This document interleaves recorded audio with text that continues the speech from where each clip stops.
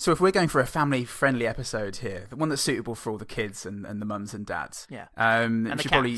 The many cats. Yeah, and the cat. And anyone, in fact. And we should probably get around to setting some guidelines. Am I allowed to say bum? I'm going to have to say bum. That's going to be an access need on my part. Okay, good. Can I say willies? I think willies, as long as you're referring to multiple men named William. Okay. Can I say butt? Only when interjecting. For example, I think this is a really good argument. Smell my butt! That's you interjecting using the word butt. Easy. Oh, okay. Can I say John Goodman? No.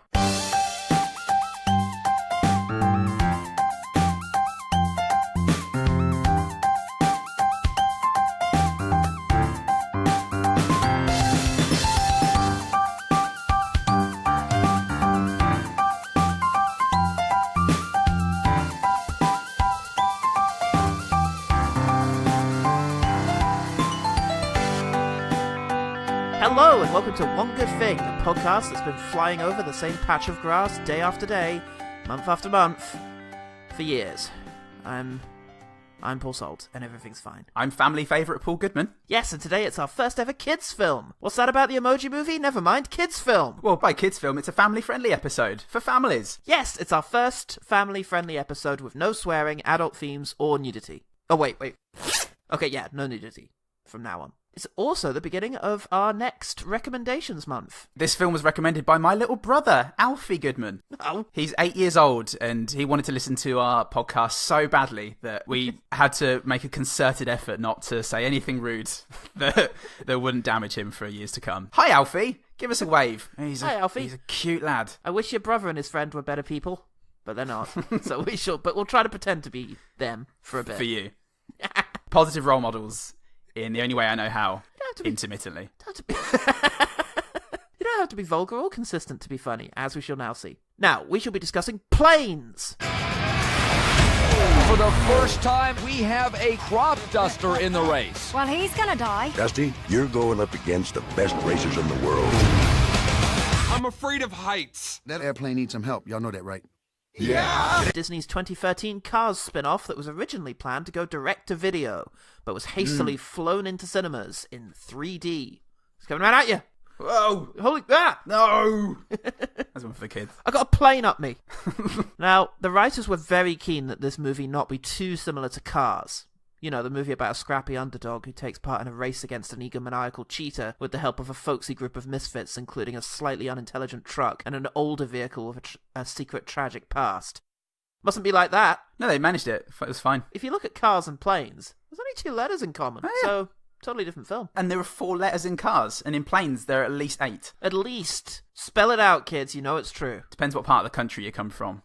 With your diphthongs. I mean, it'd presumably still be spelt the same. No, regional spelling is being introduced. The letter T is being screwed off of every single keyboard in Yorkshire. Alfie can attest to this. It's phonetic learning nowadays. You spell it the way you say it. It's better for everyone. Nobody understands each other. We're all gradually becoming more insular. And I, for one, appreciate it. I condone it and endorse it and enforce it. In your own secret ways. More of this sort of thing. You protest. What a rubbish protest that would be.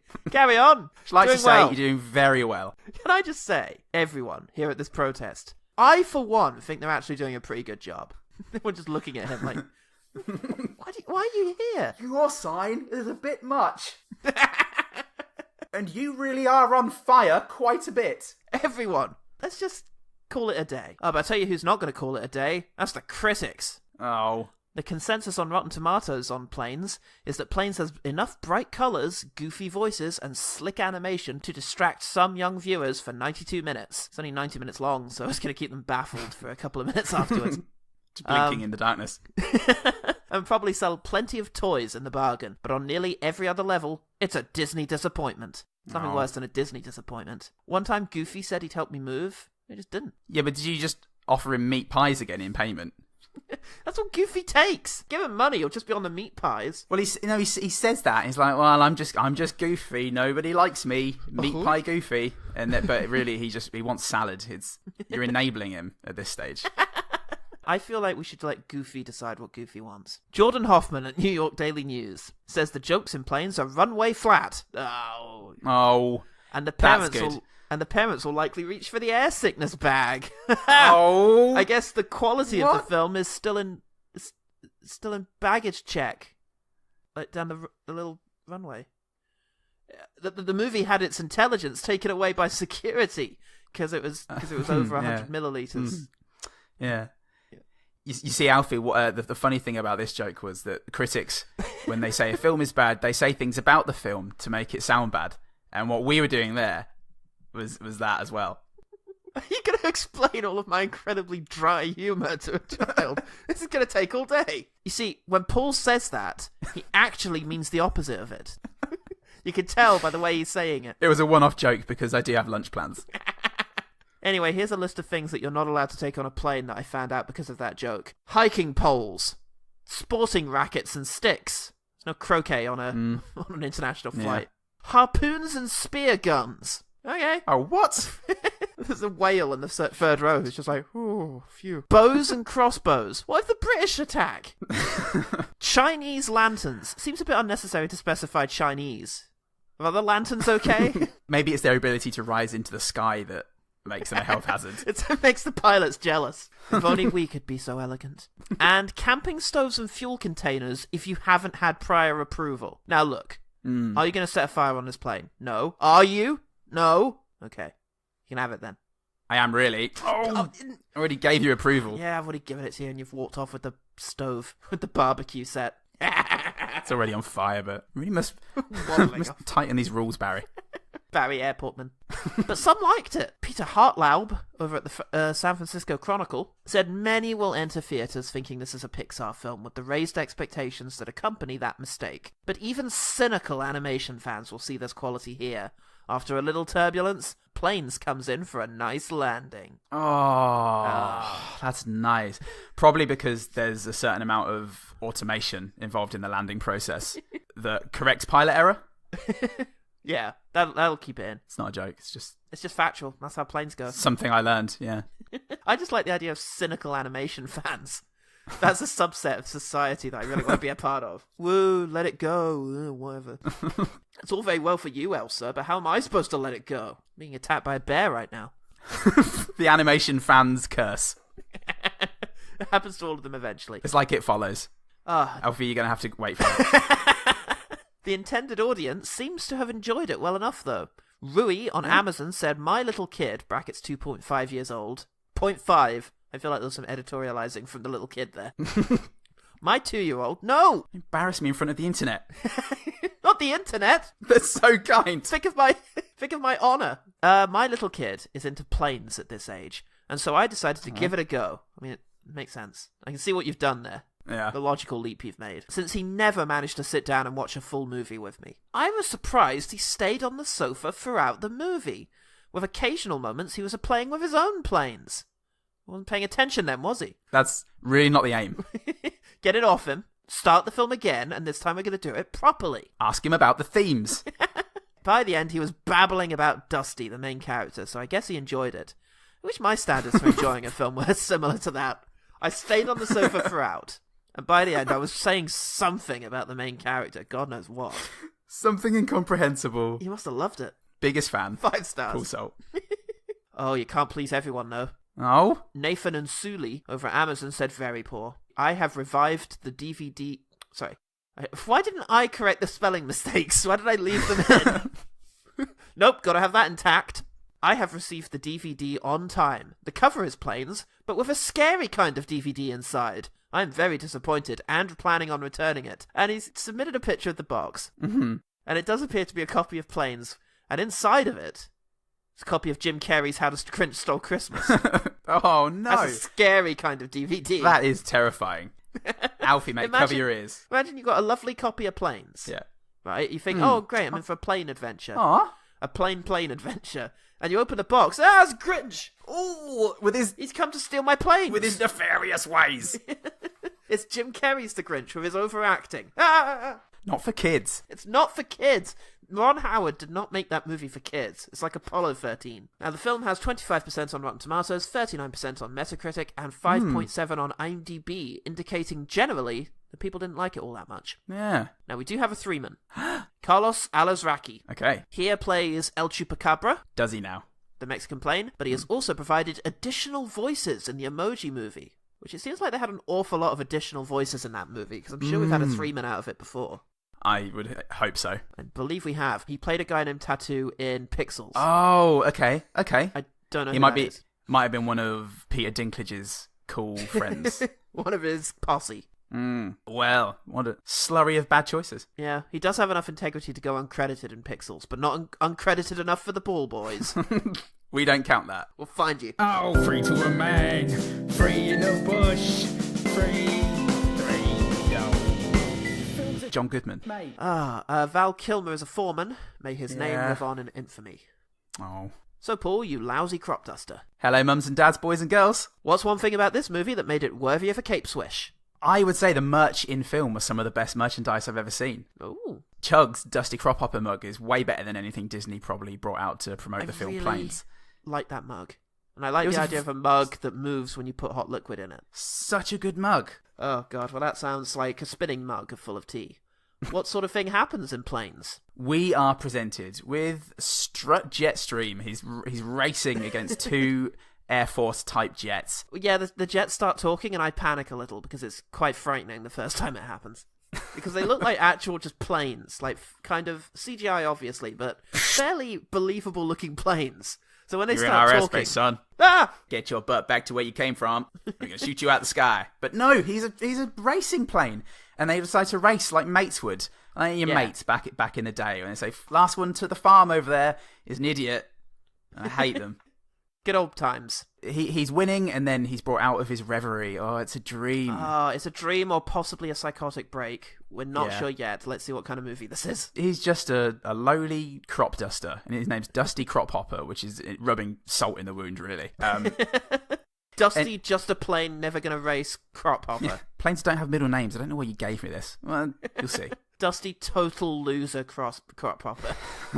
Dad, why did you christen me this? I just thought it'd be helpful to have realistic expectations. You idiot. So, yeah, they certainly nurture him in a way by making him nurture all the plants that he's dusting with his horrible insecticide. With his or sprayer. fertilizer. I don't know how sprayers work. It was antibiotics to make them grow faster. He works for Monsanto. And he does a quick barrel roll to chase a couple of refugees down out of a farm by strafing the ground, and then Now he comes let's back. explain the context of that joke, Paul. We get one each. Yeah, he's racing about the place until part of him explodes. Which, if you're taking this as like, I don't know, an analogy or like a metaphor for just a regular sports movie, the idea of racing really hard until a bit of you explodes is probably the end of the movie. It's the Maradona way. Oh, they're gonna be kidneys again. You right. win in a sense. We'll get you fixed up. It's a good message for kids. But he's told he wants to be a racer, but his granddad, or just the old dude who employs him on the I want to say crop hopping, but the crop dusting farm. Yeah. Because they are Crab planes hopping. and they don't eat food, so ostensibly it's just a place to dust things. Yeah. Well, I wondered actually if it was a bit clever that maybe they cultivate manure, which is then used for fuel, or they just eat carrots now and then. I don't know. It could be either. It could be both. Yeah. I know you can grow fuel because they did it in that episode of Top Gear. Now, Top Gear, we should explain for any younglings watching, is an awful thing that you shouldn't have to worry about in any way whatsoever. Moving on.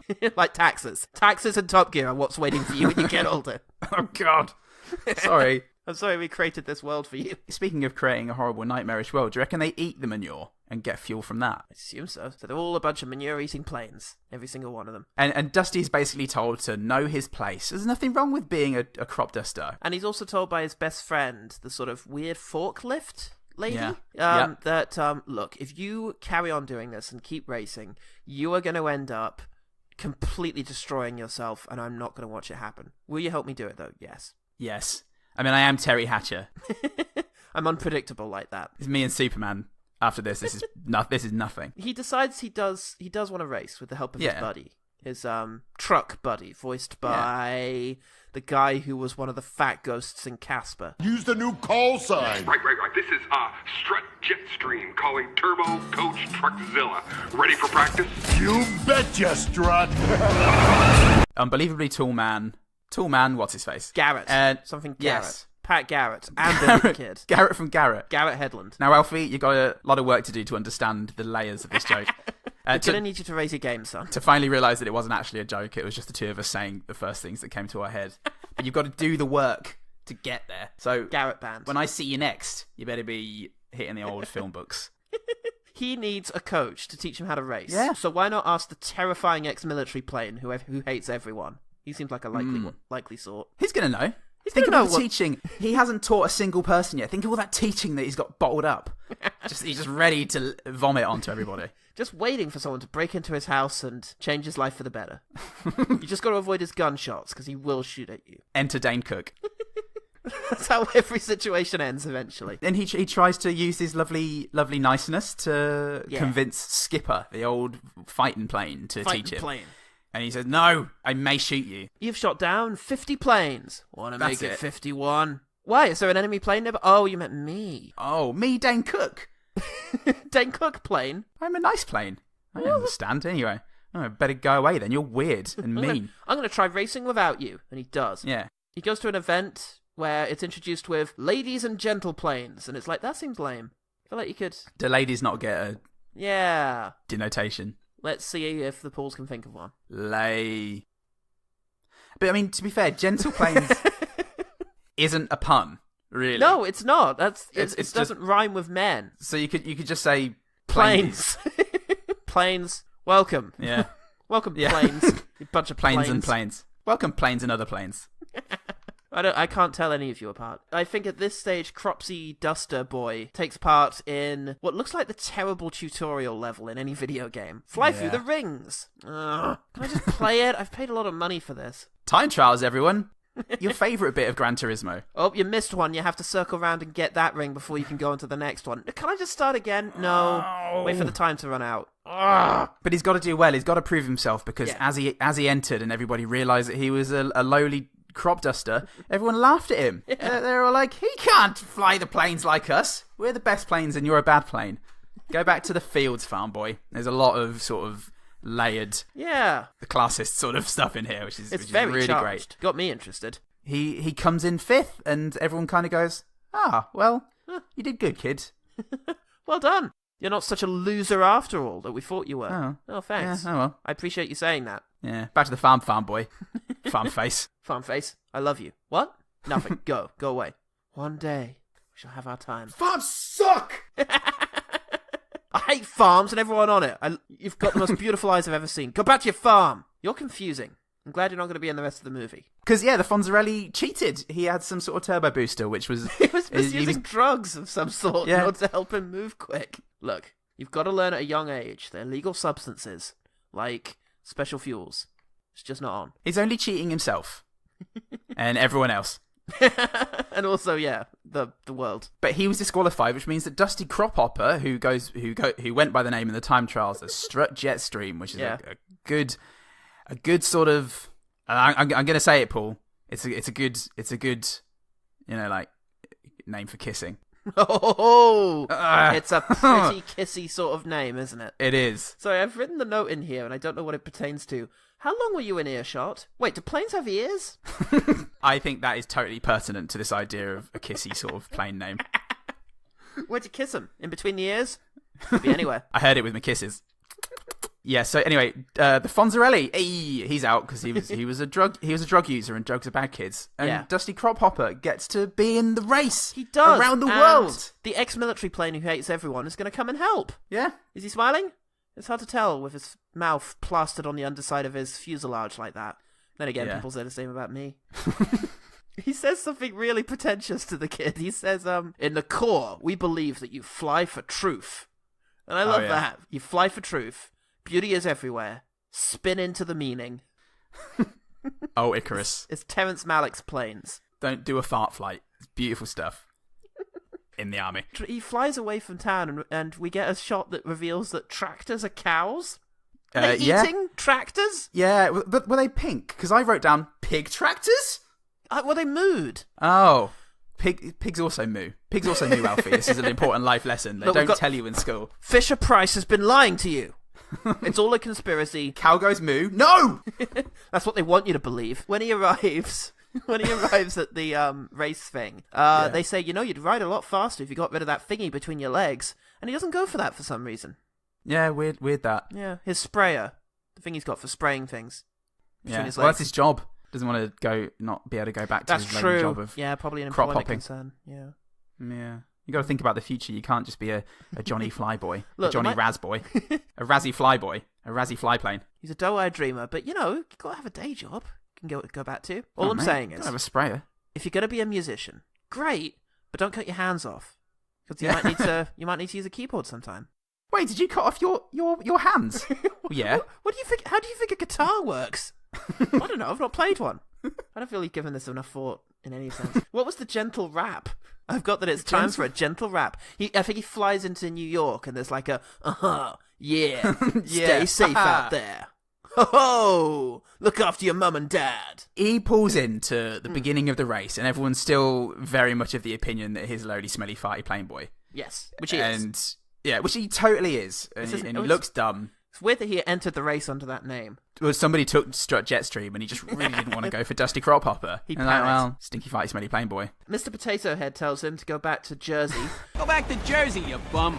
But then Ham tells him where he should go. The pit? Oh, yeah, that's easy. You want to go down this way toward the fire station. So it's a good thing there are so many side characters from Toy Story here to point out the places he should go. John Cleese tells him to only look out for himself. Look, I don't know how things work in the backwater from which you hail, matey, but this is a competition. Every playing for himself. And then, what's his face? Ripslinger, the coolest, most winningest plane on Earth, says, well, it's nice to have you here, but, well, nice because you're going to die in a fiery flame of explosion. That's not the phrase. And then I get to be really sad about it, and everyone will love me, Ripslinger, even more. Crusty Ripslinger, probably.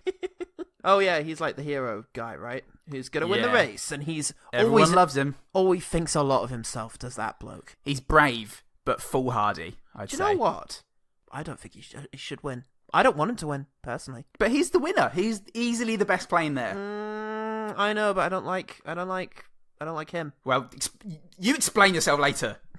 Anyway. We're going to get into this. Yeah, he meets a whole bunch of other people, including El Chupacabra, who immediately falls in love with... Now, in your version, this is Rochelle. Yes, this is Rochelle, the French-Canadian plane. Oui.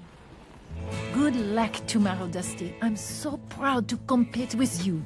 Played by Julia Louis-Dreyfus. Off of Seinfeld, yes. Yes, and for me, it's Rochelle, the Australian plane, played by an Australian woman. Too right.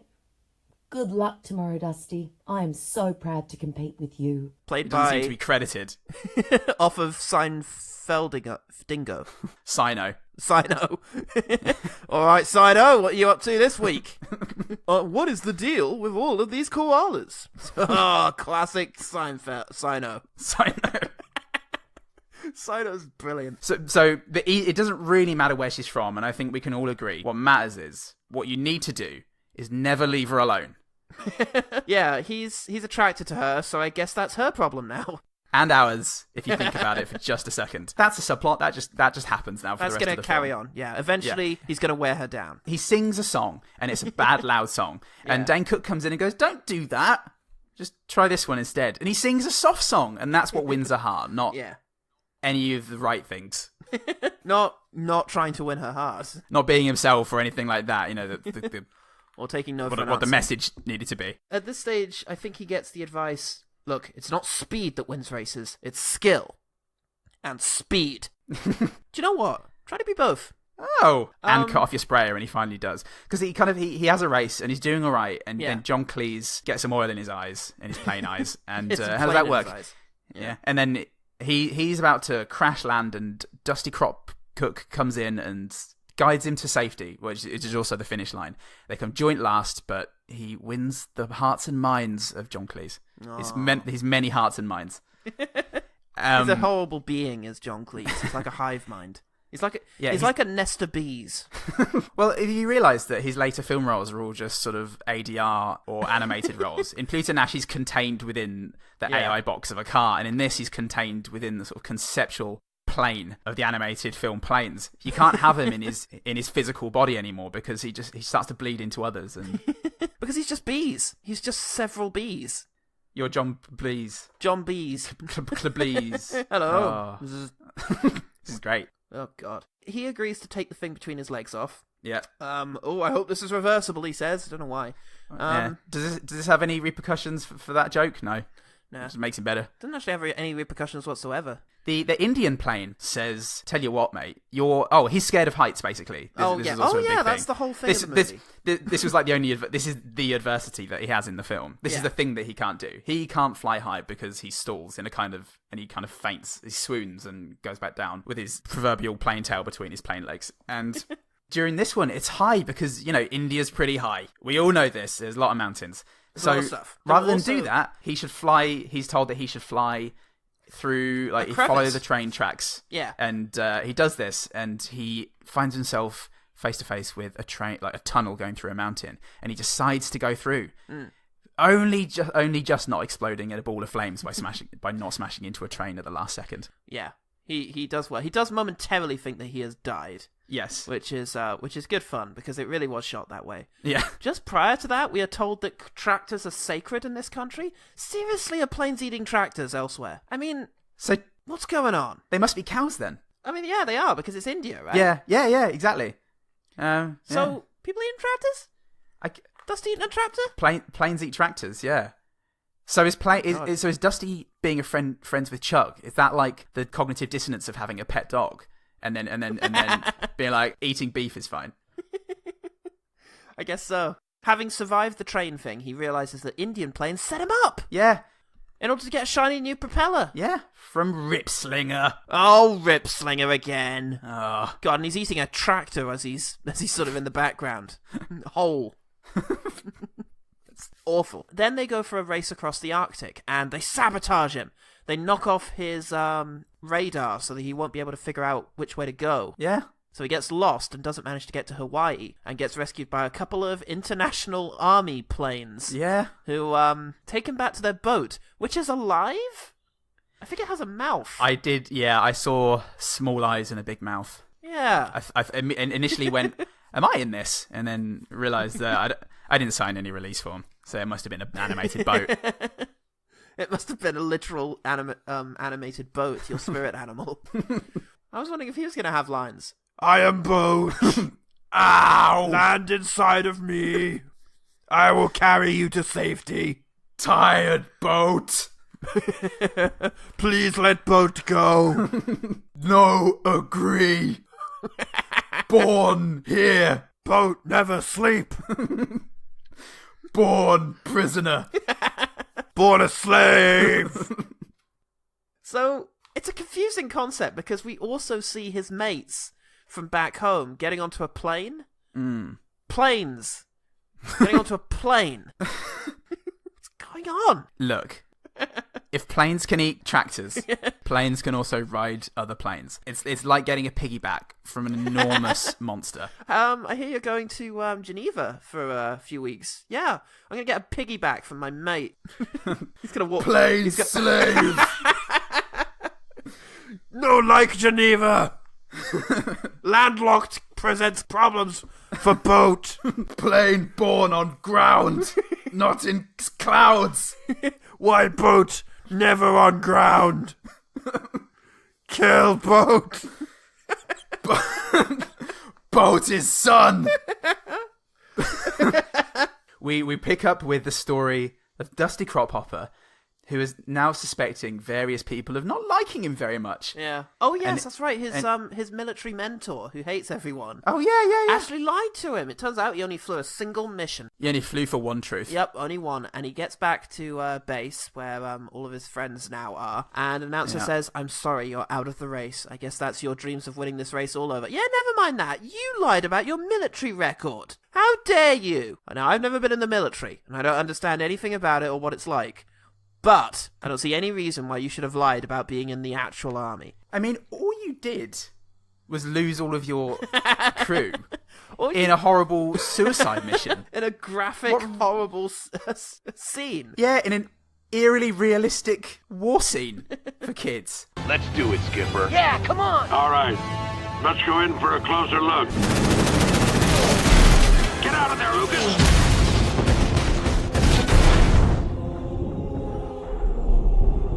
What right does that give you, only one-time war hero, to say that you flew in the army? Talking about all these battles in the third person mysteriously. To me, an idiot. He's lost his respect for his old mentor of 5 minutes, and he goes off to, well, I guess I'm not in the race anymore. Oh, I am, because everybody likes me because I was so nice to people. Yeah. I stopped John Cleese from dying, to be fair. We've all got some parts to help you out. I've bought you some fairy dice. Oh, that's not going to really help me. I bought you some beads for your interior seat. I'm not sure I still have an interior seat, but thanks. I brought you a Go Faster stripe. I brought you several bricks. I'm going to leave those here. These are all for the pool room. These are great, and I'm really glad I made friends with you guys. Does anyone else have anything? And then the other characters from the film come in. The actual characters from the film. I don't know who those guys were. Get out of here. They were tractors with wings taped to them. The main characters from the film come in and consume them whole, and then proceed with the actual scene. Here's my gift. I'll give you my Go Faster stripe. It's really good for movement.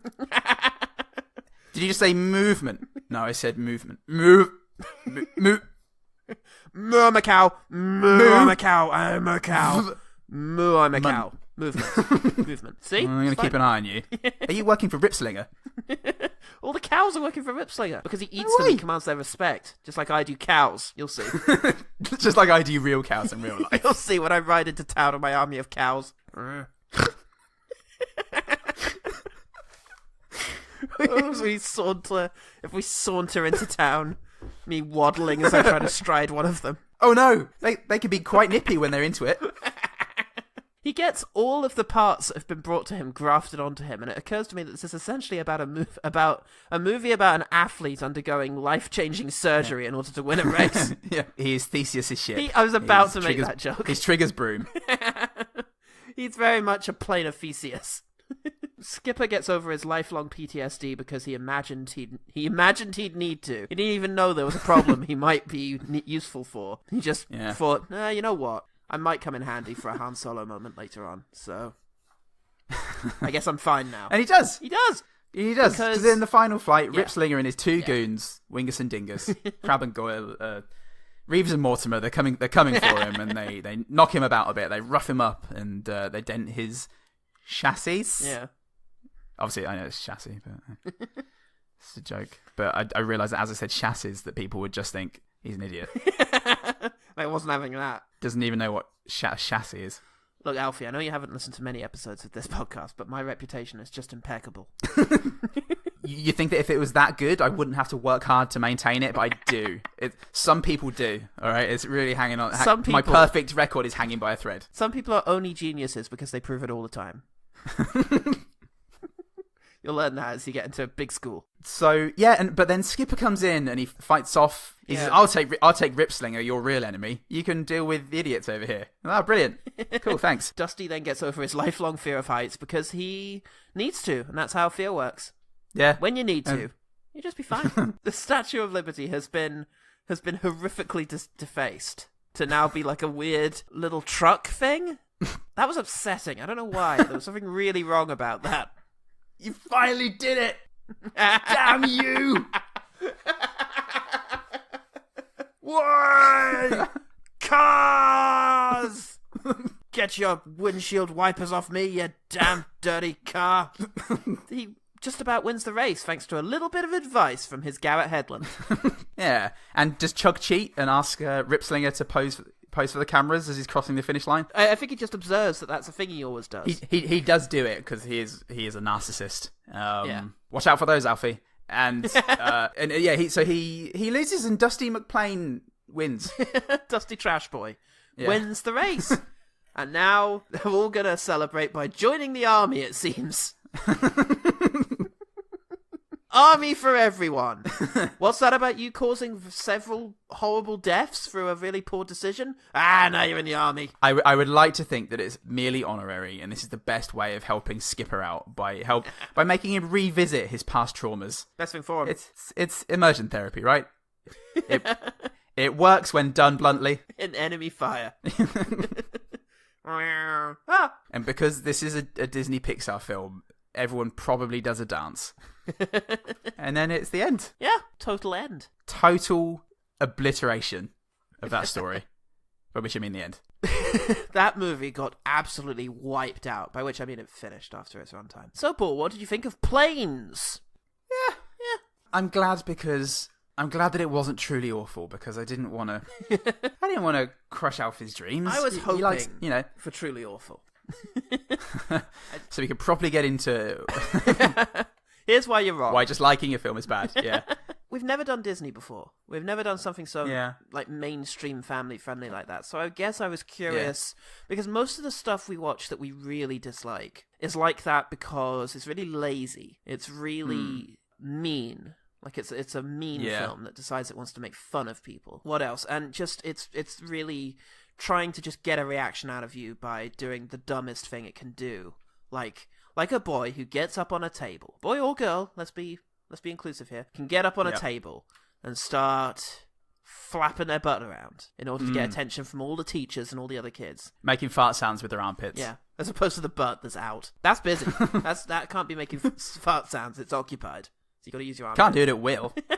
It's like that. Those are the movies we really dislike. So I guess from a family-friendly movie, I was hoping for something a bit more purely bad. Experimentally bad. Something that crashed and burned. Yeah. It was fine. Did a plane thing. Oh, it's a plane thing you've done. I didn't do it on purpose. I'm sorry. You're worse than Peter Travers in every way. No, you're right. It was fairly... you know what it was? It was uninventive. Yes, exactly. Everything it introduces, you can predict how it's going to play out. And if you've seen a few of these kinds of movies, there's nothing really surprising to get your interest up. Yeah, exactly. It's a nice message. It's a message about a good guy who's unassuming and is following his dreams. And it's not completely unearned because he earns it through good deeds to other people. And it's all about people coming together rather than being the lone wolf. And it's a good message, but it doesn't bring anything new to it. It's just nice guy wants to win and does win. Yeah. There's nothing challenging about it, because if you think of my favourite trilogy of kids' movies is Toy Story, soon to be a quadrilogy, I guess. Each one of those movies has a really challenging message to it that says, here is a really uncomfortable truth about the world, but here's why it's okay. Yeah. The first Toy Story, the message is, maybe you can't be the person you want to be in life, but you can still be someone pretty good. That's a big message. Because so much of kids' stories is about, you can be anything you want if you try hard enough. Buzz Lightyear can't be anything other than a toy.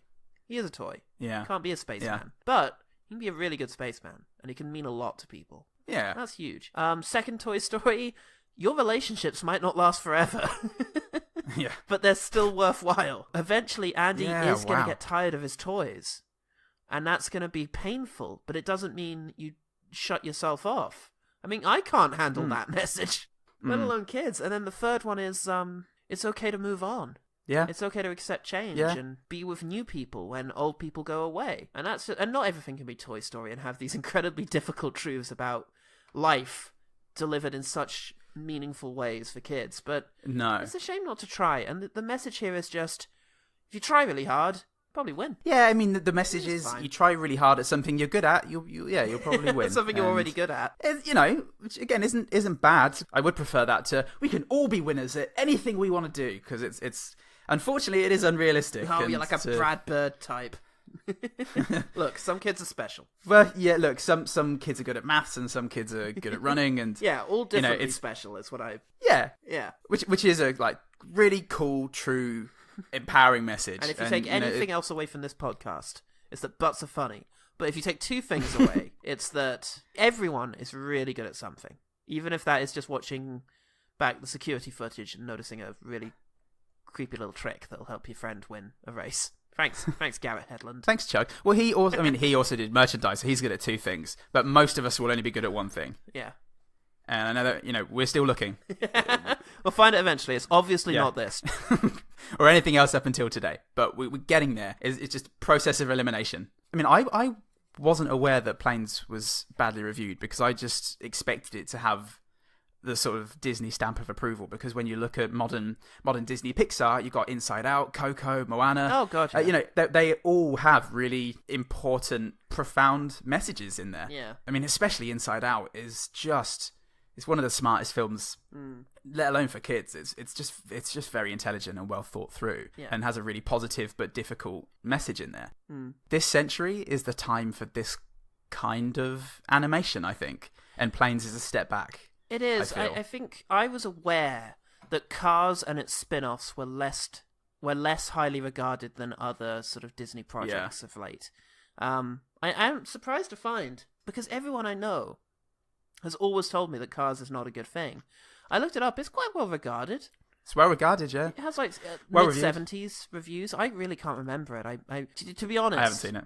Here's something I can warn against for any young listeners listening. I got to a point in about 1998 when Toy Story 2 came out.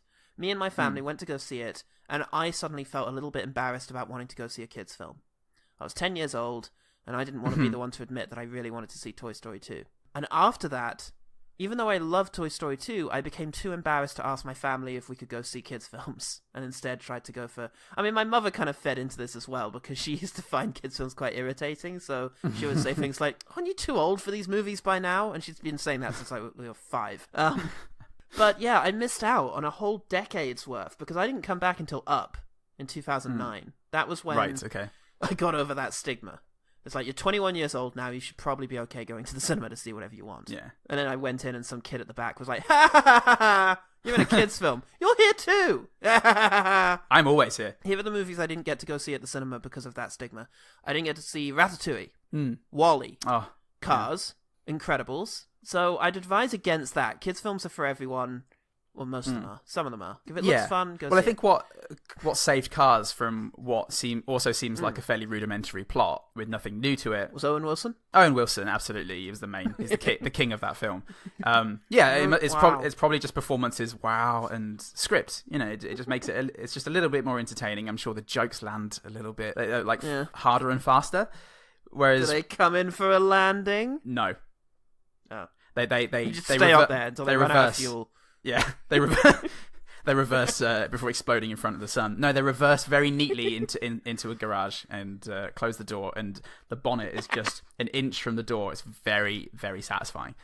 Young listeners, I don't understand this analogy. Cars. You're not alone. Oh, yeah. So indeed. Wow. So if you're doing a film that is just basic, and it feels like sometimes a lot of comedies have a very basic narrative, the jokes really have to work. And there's one or two in this, but really the jokes for me are they're jokes for the adults, but they're not actually thought through. They're just sort of vague innuendo, and they don't really work or make sense. So you kind of go, I think that was meant for me to make me not hate watching this kids film, but none of them works. They pitched it below kids' intelligence level and below adults' intelligence level as well, which is a shame. Planes is a perfectly fine little film that it has some really fun aerial combat sequence, or not aerial combat, but like racing stuff. That's fun, and it has some characters. I didn't find it very funny, and it wasn't very exciting or interesting. It didn't do anything particularly daring or unusual, which when you get to have seen as many films as the Pool Boys have, becomes a really important thing.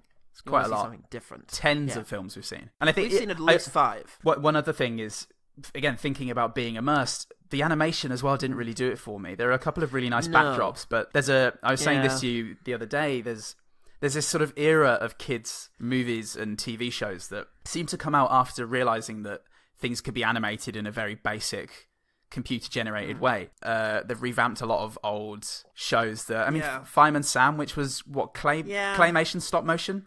Stop motion it would have been. It's now computer-generated. Tank Engine. Yeah. Or computer generated flat in looking. the flattest way, just very lackluster animation. When I was in China, pretty much every kid show was just animated in this sort of Windows Movie Maker way that was just clearly character templates. It's very sanitized, really, and it's sanitized in a way that isn't really helpful for kids. Like, I remember the gnarly kind of grisly stuff from when I was a kid. We watched Watership Down.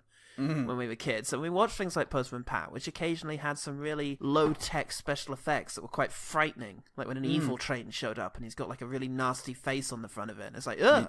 You mean Thomas the Tank Engine? Yeah, what did I say? Postman Pat. Oh, Postman Pat had some scary stuff as well. not train related. One time, he goes to deliver a parcel, no one in. Ah! How's he going to explain this one to head office? It's alright, a recession. in a hedge. There are restructures and people are losing their jobs left and right. And what am I going to do if I can't keep up my 100% record? Now, Pat, says Jess the cat. It's only says Jess the cat, suddenly able to speak. It's only because you're getting old and you're outdated that you're falling behind. There's nothing you can do about it. It's important messages. You've also been taking dangerous psychotropic drugs, which is why I'm able to speak to you now. You've got to sort yourself out, Pat. Come on, mate. For me, please. For me, Jess the black and white cat. But, I mean, which is not to say that all kids' animation nowadays is terrible. It's demonstrably not true. But there's a sort of, we've got Adventure Time for a start, which is just the best thing ever. Unbelievable. There's loads of really, really cool stuff, but it's just there's a certain and you know that Planes falls into this because it was intended as a straight to DVD movie. Yeah, and I think there's an element of just getting it out there as well. There's a function. It's functional. Yeah. Well, anyway, to resume the conclusion I was attempting about 10 minutes ago. Yeah, sorry. Just remember that was the thing I wanted to say. No, it's good. I like it. So, yeah, it's fine. Let's quick fire. John Goodman.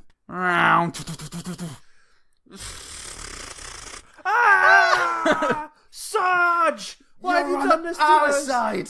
I'll never fly again. For kids. This is going really well, I think. Some of the aerial shots had like this fixed camera, like it was filmed as if there was a camera mounted on the plane. So the plane is staying still, but the background is swirling around. Very much like the work of a certain Mr. Christopher Nolan. Has Alfie seen Dunkirk? No. What are you teaching the poor boy? Take him to Dunkirk immediately. The beach and the film. The beach first. Got to learn. Yeah. Put him in a family like clipper in the middle of a storm and tell him to get over there. Or a British serviceman will die. We'll get Mark Rylance on the boat, and then when he watches the film, he'll be like, "What? Him? Is in the boat?" He was real. Yeah, there were some really cool like camera angles on the plane, digital camera angles, virtual camera angles. Building on that, there was specifically the training animation where Skipper's telling him to do these radials, these like radial turns between these silos. It keeps doing the slow-mo and the like logistics coming onto screen of 45-degree angle now, and it's very dynamically shot. I thought that was very good. Yeah, definitely. I did quite like El Chupacabra saying to the guy, "You have been shamed," followed by Cleese's somewhat lame follow-up line. I hope I can get over it. Oh, I just did. But still, I like to have been shamed. I liked his follow-up line without him hanging a lampshade on it. But then he did hang a lampshade on it. He had it behind his back. Okay, so it had just been, "I'll try to get over it." Yeah, it would have just been a nice sort of dry British... Oh, I love that dry British riposte. Humor. It's like an unused sponge.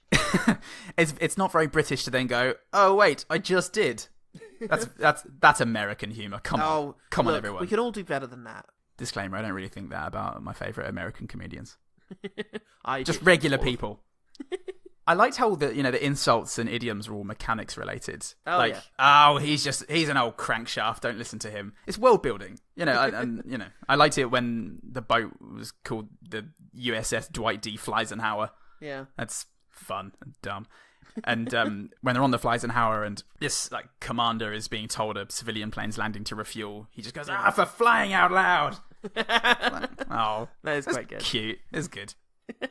Germany looks pretty. There's a nice lake, and there's a castle, Yeah. which apparently is meant to be Neuschwanstein, although it did look to me a little bit like Hohenzollern. But Hohenzollern is landlocked and not by a lake, so... okay. I guess they knew what they were doing. Again, building on that, I love the... there was the shot in China when they're going through these sort of canyons and all these dudes are out on the boats. Yeah. It's like an early misty morning. That was a really pretty shot, and there was a part of the Indian scenery as well, which looked really good. Nice standout moments. Yeah. I thought the sort of unfolding car was cool. With the plane thing. Definitely. It's weird that he doesn't come up again. I kind of thought we were introducing this character so that he would be significant in some way, but I don't know, when he's just a car and suddenly his like wings like come out and start snapping around like a transformer. I mean, that was it, isn't it? It's he's there to be a toy. Oh, I see. There it is. Anyway, I bet he's a pretty cool toy. I like that toy. I'm gonna buy it now. I like that toy. If I bought toys, I'd buy that. I do buy toys. I'm buying it. Well, Nell buys toys. I'll buy it for her. Nell buys toys. Be mine. So I'll buy it. And it's a paradox. That's how relationships work. They great. Get all the toys you want. I did like... Only reason. Only reason, Alfie. Just did it for the toys. I liked Dottie, Terry Hatcher's character. She had a nimbleness to her. Of all the characters in the film, she had the best character animation. Her forklift arms helping her gesticulate and nimble, like zipping around and doing these nice tight circles. And it felt like the best realised character. Yeah. Everyone else was just like a block of thing that moved when the animators moved them. India looks nice. Yeah. And it was an unusual angle of the Taj Mahal they showed, because it occurred to me, usually when they show the Taj Mahal, it's only straight dead on from the front. Taj Mahal? Taj Mahal. Taj Mahal, barely know her. Darling, what is this frightful thing? It's a Taj Mahal, darling. Awfully dirty. It's almost always from the front. Yeah. You know, you don't get the sense that it's actually like a cube. Yeah, I mean, it's stock image, right? Exactly, but it seems like whenever they set something there, like pixels or something else that's brilliant, it's just the same angle they show. And here you get to see it from above, fly around it a bit. There's a bit of an internal shot looking out. You get a bit more of a sense of the thing. I guess that's what happens when you don't fly to India to shoot the Taj Mahal. You just have to go with the Getty Images thing. Wow, I can't believe we're here in India. What do you think, Adam Sandler? Yeah, hope we don't have any curry. Oh, brilliant. Thanks, Adam Sandler. Thanks for coming. I'm the cultural ambassador to India. I'm so glad you're here. Are you enjoying one of our greatest monuments? the Fat Mahal. Oh, nice. Hey, write that down. I want that in the movie. In my movie, Here Comes the Boom. Fonzarelli had a cool, no-nonsense face. At all times, you know, he was very much, yeah, I'm a plane. I appreciate people who feel that way about being themselves. Oh, you hated this. I quite liked it. The rendition of Love Machine. Oh, that won God. over. Yeah. That won over Julia Louise, Australian.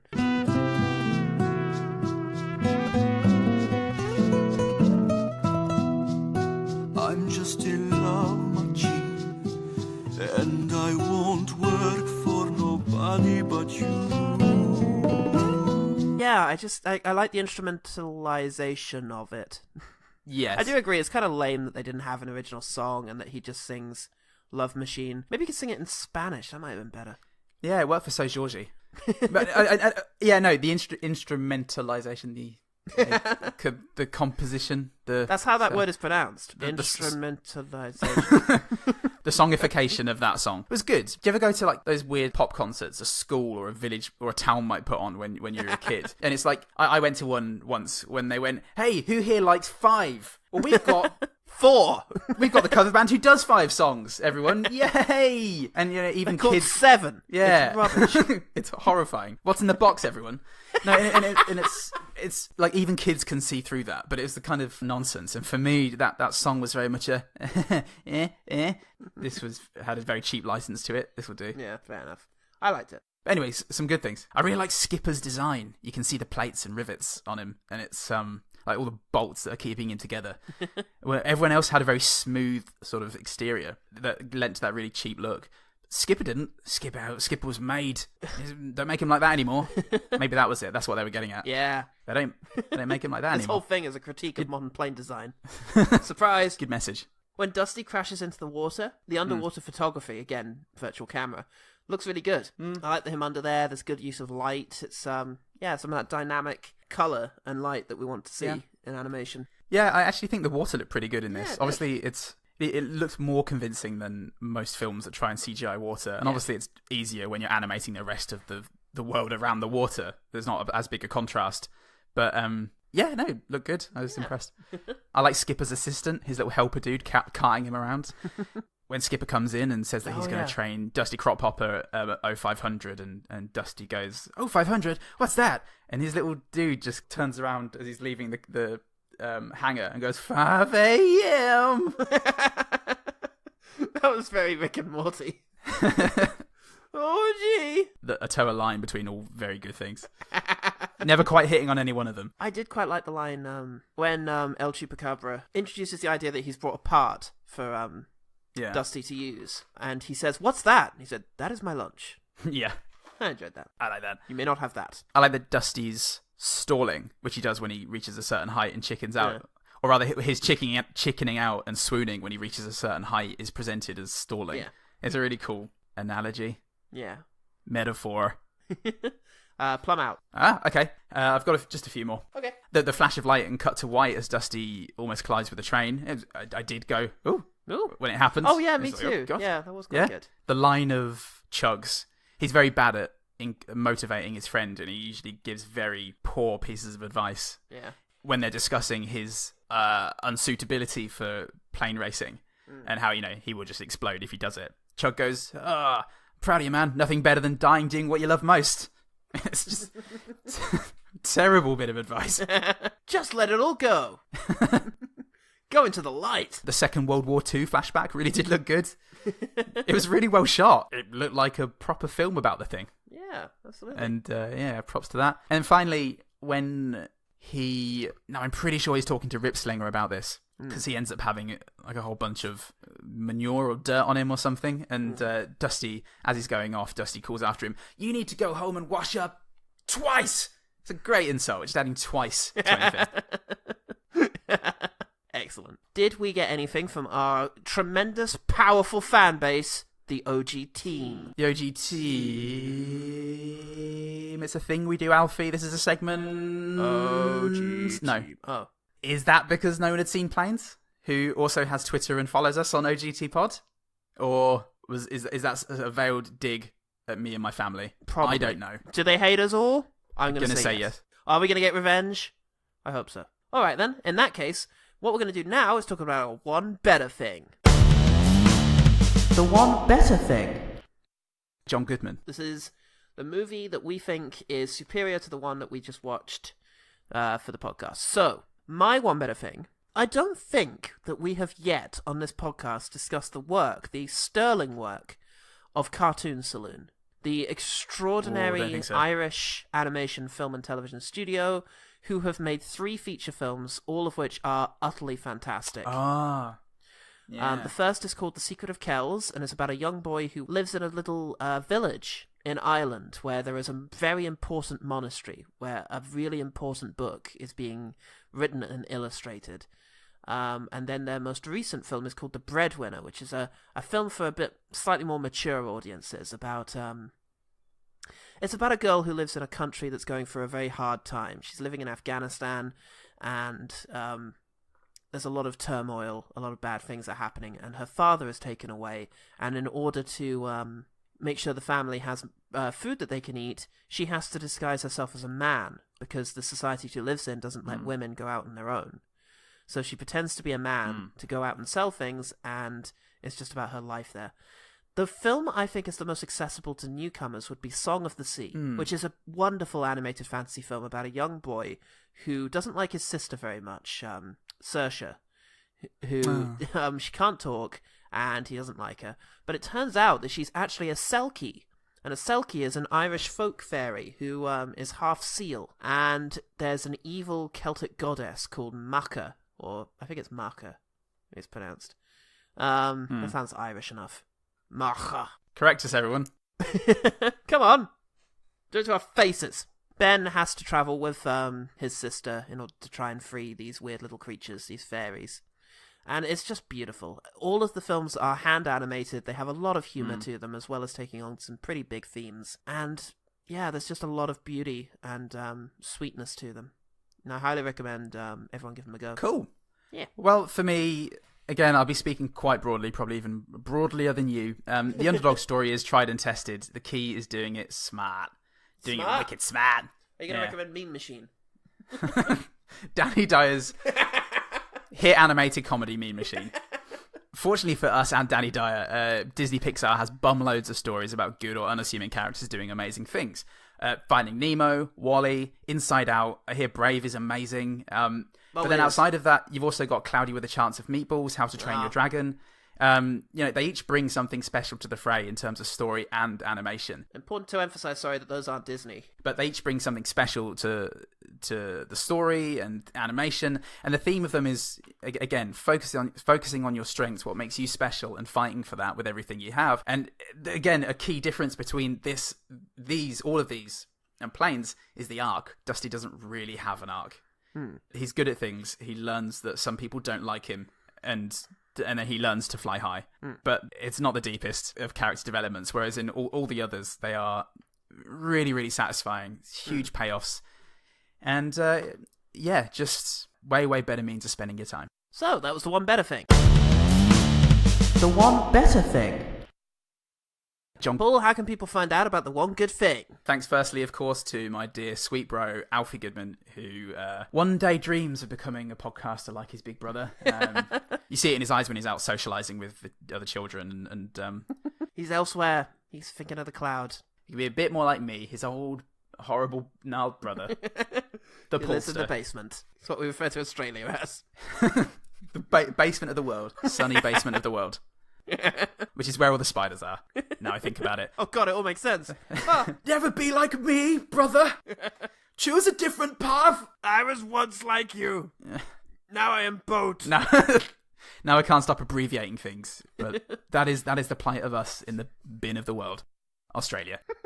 Thanks, Alfie. It was really fun doing a family-friendly episode, and I hope this has gone down well and haven't left anything in that was really weird or bad. But if you, Alfie, or anyone else wants to get in touch, you can do so on Twitter at OGTpod. Probably not Alfie, actually. You probably shouldn't have a Twitter account. Facebook at OGTpod. Send us an email at Gmail at ogtpod@gmail.com. That's the one for you, Alfie. ogtpod@gmail.com. Yeah. FaceTime me, mate. And that's about it. Yeah, I think that is. I'm Paul Salt. I'm Paul Goodman. And remember, the one good thing about Disney's planes is that it'll definitely keep a 2-year-old on a sofa. 2.5-year-old. Sorry.